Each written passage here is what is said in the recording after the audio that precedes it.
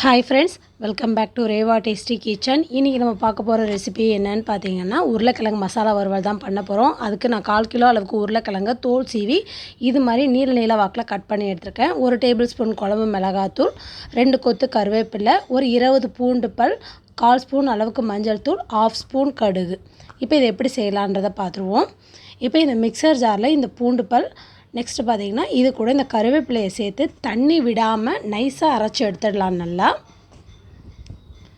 இந்த பார்த்திங்கன்னா இந்த மாதிரி திக்கான பேஸ்ட் மாதிரி வந்துடும். இப்போ இது ரெடி ஆகிடுச்சு. இப்போ நான் அடுப்பில் வந்து கடாய் ஹீட் பண்ணிடுறேன். இதில் கொஞ்சமாக எண்ணெய் ஆட் பண்ணிவிடுவோம். எண்ணெய் நல்லா ஹீட் ஆகிவிட்டு இது கூட கடுகு ஆட் பண்ணிடலாம். நம்ம சேனலை ஃபஸ்ட் டைம் பார்க்குற வியூவர்ஸாக இருந்தால் நம்ம சேனலை மறக்காமல் சப்ஸ்கிரைப் பண்ணிக்கோங்க.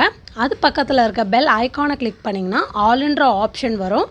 அதை கிளிக் பண்ணிங்கன்னா நான் தினம் போடுற வீடியோஸ்லாம் உங்களுக்கு நோட்டிஃபிகேஷனோடு வரும். இப்போ நம்ம இந்த அரைச்சி வச்சுருக்க பூண்டு கருவேப்பிலையை இதோட ஆட் பண்ணிடலாம்.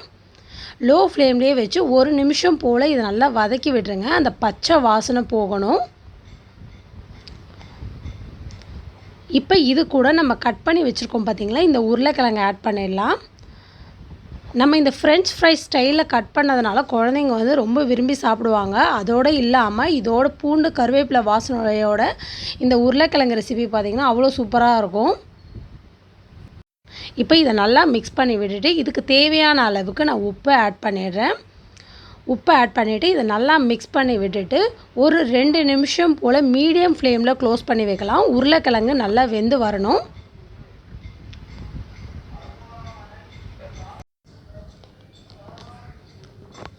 இப்போ உருளைக்கிழங்கு பாதி அளவுக்கு வெந்துடுச்சு. இப்போ இது கூட நான் மஞ்சள் தூள் நெக்ஸ்ட்டு குழம்பு மிளகாய் தூள் ஆட் பண்ணிடுறேன்.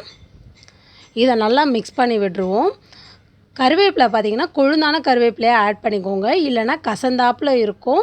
அதே மாதிரி பூண்டு பல் பார்த்திங்கன்னா நான் ஒரு 20 பல் ஆட் பண்ணியிருக்கேன். நான் சின்ன பல்லாக இருக்கிறதுனால. இதுவே நீங்கள் பெரிய சைஸ் பல்லாக இருந்தால் 10 இல்லைனா 12 நம்பர் அளவுக்கு நீங்கள் ஆட் பண்ணிக்கோங்க.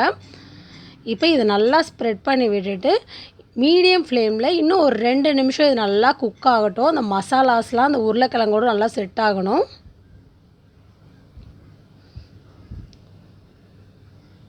இப்போ பார்த்திங்கன்னா இது நல்லா இன்னொரு மிக்ஸ் கொடுத்துடலாம்.